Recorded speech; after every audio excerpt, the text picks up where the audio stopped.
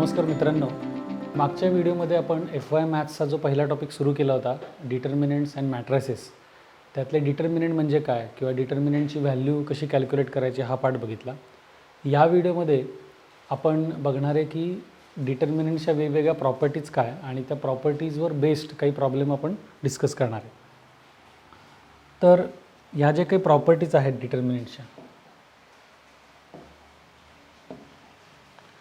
तर त्या प्रॉपर्टीजमध्ये आपल्याला प्रत्यक्षात कॅल्क्युलेशनचा पार्ट कुठेही नाही आहे. डायरेक्टली आपण त्या प्रॉपर्टीज पाहणार आहोत. म्हणजे 12थमध्ये कसं होतं किंवा 11थमध्ये तुम्हाला त्या प्रॉपर्टीज प्रूव्ह करून दाखवायच्या होत्या. इथे त्या प्रूव्ह करण्याची काही आवश्यकता नाही आहे. आता ह्याच्यामध्ये पहिली प्रॉपर्टी अशी आहे की व्हॅल्यू ऑफ डिटर्मिनंट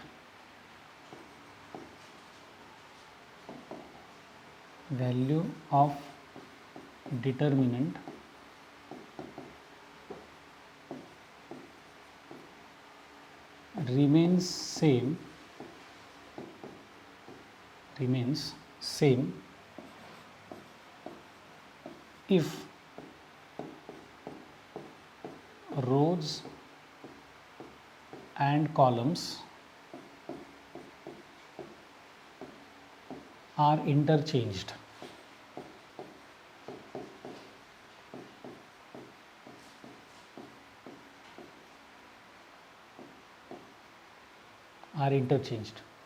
म्हणजे तुमच्याकडे जे काही डिटर्मिनंट आहे त्याचे रोज आणि कॉलम्स तुम्ही इंटरचेंज केले तर व्हॅल्यू सेम राहते. म्हणजे काय, तुम्हाला एक एक्झाम्पल दाखवतो की सपोज तुमच्याकडे डिटर्मिनंट आहे 1 2 3 4 5 6 7 8 9. याची एक काहीतरी ठराविक व्हॅल्यू आहे, सर्टन व्हॅल्यू असणार, बरोबर आहे. याचे रोज आणि कॉलम्स इंटरचेंज केले तर इंटरचेंज करून जी डिटर्मिनंट येईल, इंटरचेंज म्हणजे काय, तर फर्स्ट रो हा फर्स्ट कॉलम झाला, फर्स्ट रो फर्स्ट कॉलम झाला, बरोबर आहे. सेकंड रो सेकंड कॉलम झाला आणि थर्ड रो थर्ड कॉलम झाला. तर याची आलेली व्हॅल्यू आणि ह्याची व्हॅल्यू ही काय असते, सेम असते. So the value of determinant remains same if rows and columns are interchange. सगळेच्या सगळे तुम्ही रोज आणि कॉलम्स इंटरचेंज केले तर व्हॅल्यू तुमची सेम राहते. ही पहिली प्रॉपर्टी झाली. आता आपण दुसरी प्रॉपर्टी बघूया.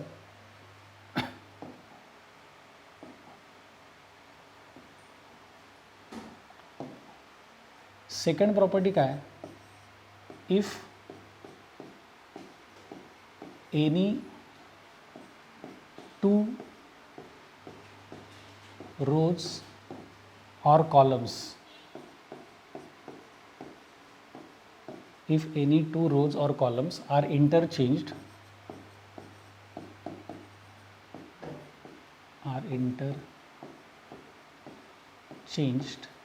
then the value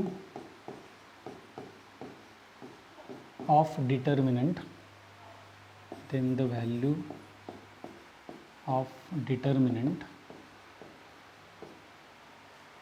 changes in sign only.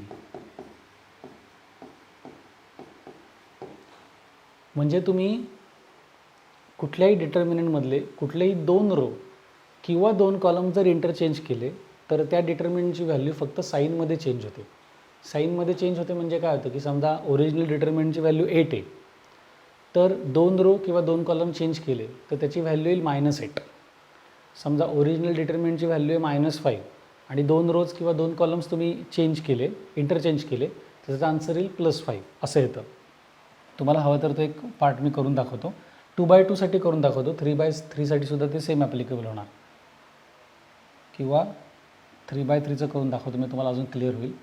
तर सपोज आहे 1 0 0 2 1 2 आणि 1 1 1 असं समजा आहे डिटर्मिनंट ओरिजिनल. ओके, तर याचा आन्सर काय येणार, हा आपण 1 घेणार, बरोबर. 1 घेतला तर first row first column skip केला तर आले 1 2 1 1, नंतर मायनस 0 ॲज इट इज घेतलं, 0 फर्स्ट रो सेकंड कॉलममध्ये, first row second column skip केलं तर 2 2 1 1 प्लस 0 इथे इंटू हा 0 जो आहे तो फर्स्ट रो थर्ड कॉलममध्ये, तर 2 1 1 1 असं आलं, बरोबर आहे. आता हे तर काय होणार आहे बघा, 1, याचा आन्सर मी डायरेक्टली लिहितो, 1 इंटू 1 1 आणि 1 इंटू 2 2, सो 1 मायनस 2 मायनस 0. मी आता हे कॅल्क्युलेट का नाही करत ह्या डिटर्मिनंटची व्हॅल्यू, कारण 0 इंटू एनिथिंग 0च होणार, प्लस 0 इंटू एनिथिंग 0च होणार, म्हणजे अल्टिमेटली आन्सर काय येणार आहे बघा आपलं इथे, तर 1 इंटू ब्रॅकेटमध्ये काय आलं, 1 मायनस 2, 1 मायनस 2 म्हणजे मायनस 1, म्हणजे तुमचं फायनल आन्सर आलं -1. ह्या डिटर्मिनंटची आपली व्हॅल्यू आली -1. आणि आपली प्रॉपर्टी काय सांगते की जर तुम्ही 2 रोज किंवा 2 कॉलम जर इंटरचेंज केले तर मात्र त्याची व्हॅल्यू फक्त साईनमध्ये बदलते. मग आता मी असं करतो, मी काय लिहितो बघा,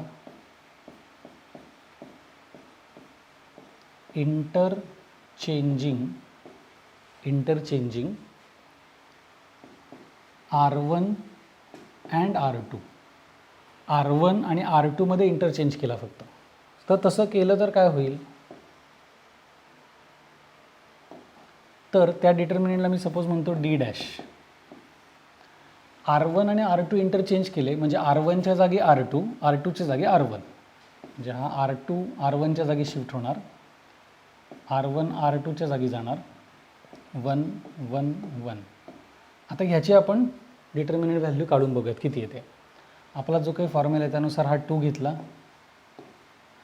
2 फर्स्ट रो फर्स्ट कॉलममध्ये राहिलेले एलिमेंट्स आहेत 0 0 1 1 मायनस 1, हा एलिमेंट मायनस साईन घेऊन हा एलिमेंट घेतो, हा फर्स्ट रो सेकंड कॉलममध्ये, फर्स्ट रो सेकंड कॉलम गेलं तर राहिलेले एलिमेंट्स 1 0 1 1 प्लस 2 आहे 2 फर्स्ट रो थर्ड कॉलम गेलं तर राहिलं काय 1 0 1 1, बरोबर आहे. आता इकडे काय होणार बघा, 2 ब्रॅकेटमध्ये 0 into 1 0 minus 1 into 0 0 minus 1 ब्रॅकेटमध्ये 1 into 1 1 आणि 1 into 0 0 plus 2 into bracket 1 into 1 1 1 into 0 0. आता इथे काय झालं, 0 मायनस 0 म्हणजे 0, मग 2 इंटू 0 मायनस 1 इंटू 1 मायनस 0 काय आलं तुमचा 1 आणि प्लस 2 इंटू 1 मायनस 0 1 आला. आता अल्टिमेट आन्सर काय आलं बघा, 2 into 0 0 into anything 0 minus 1 into 1 minus 1 आणि 2 into 1 plus 2, so 2 minus 1 answer काय आलं 1. बघा मघाशी जी ओरिजिनल डिटर्मिनंट होती त्याचा आन्सर आलं होतं -1, बरोबर आहे. आणि आपण त्याच्यातले फक्त 2 रो इंटरचेंज केले तर साईनमध्ये फक्त बदल झाला, म्हणजे मगाशी -1 होतं, आता आन्सर आलं +1. ही ती प्रॉपर्टी की कुठलेही 2 रो किंवा 2 कॉलम तुम्ही इंटरचेंज केले तर येणाऱ्या डिटर्मिनंटचं आन्सर, नवीन येणाऱ्या डिटर्मिनंटचं आन्सर हे पहिल्या डिटर्मिनंटच्या व्हॅल्यू इतकंच असतं, फक्त त्याची साईन बदलते. मग हे तुम्ही कुठल्याही पद्धतीने ॲप्लिकेबल करू शकता. म्हणजे मी आता R1 आणि R2 इंटरचेंज केले, तुम्ही R1 R3 इंटरचेंज करा किंवा R2 R3 इंटरचेंज करा. तुम्ही कॉलम पण इंटरचेंज करू शकता, म्हणजे हा C1 C2 C3, C1 C2 interchange करा, C2 C3 करा, C1 C3 इंटरचेंज करा. कुठल्याही प्रकारे 2 रो किंवा 2 कॉलम इंटरचेंज केले तर कंपल्सरी त्या येणाऱ्या डिटर्मिनंटचं आन्सर हे +1च येईल. ही झाली दुसरी प्रॉपर्टी. ओके, कारण ह्या प्रॉपर्टीवर बेस्ड आपल्याला पुढे बरेच प्रॉब्लेम करायचे आहेत. आता आपण नेक्स्ट प्रॉपर्टीकडे जाऊयात, third property.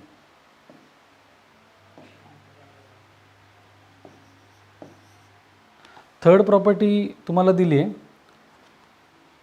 If any 2 rows or columns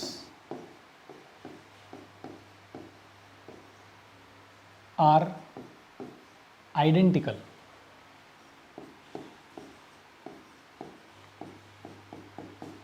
identical म्हणजेच सेम,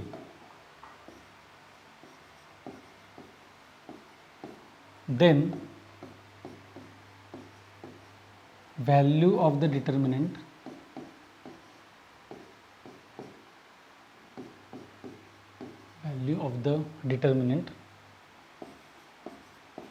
is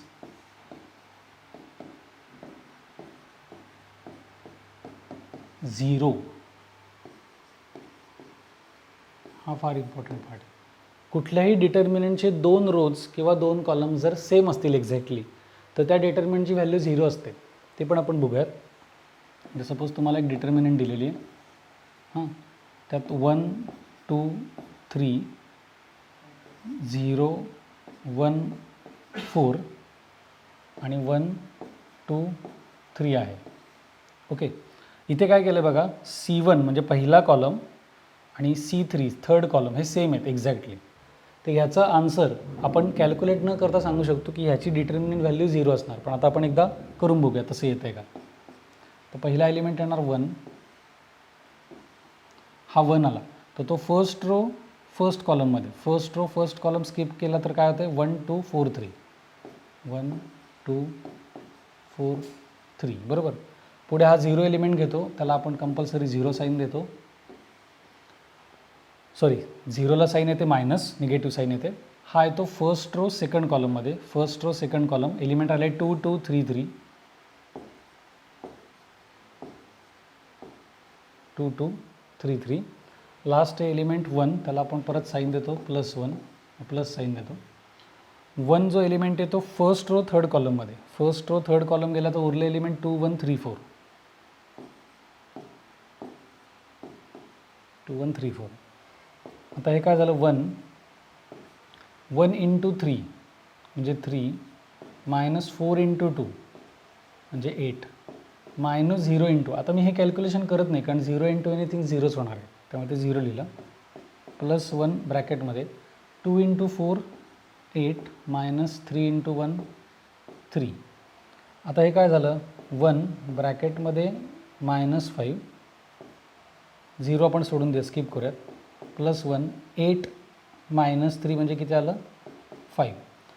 आता 1 इंटू -5 किती होणार, तर -5 प्लस 1 इंटू 5 किती होता, +5. सो -5 +5 कॅन्सल झाले, आन्सर आलं 0. म्हणजे ही एक प्रॉपर्टी प्रूव्ह झाली की कुठल्याही रोज आणि कॉलम्सचे, सॉरी कुठल्याही डिटर्मिनंटचे 2 रोज किंवा 2 कॉलम जर सेम असेल तर तुमचा आन्सर काय येतं, 0 येतं. ही थर्ड प्रॉपर्टी.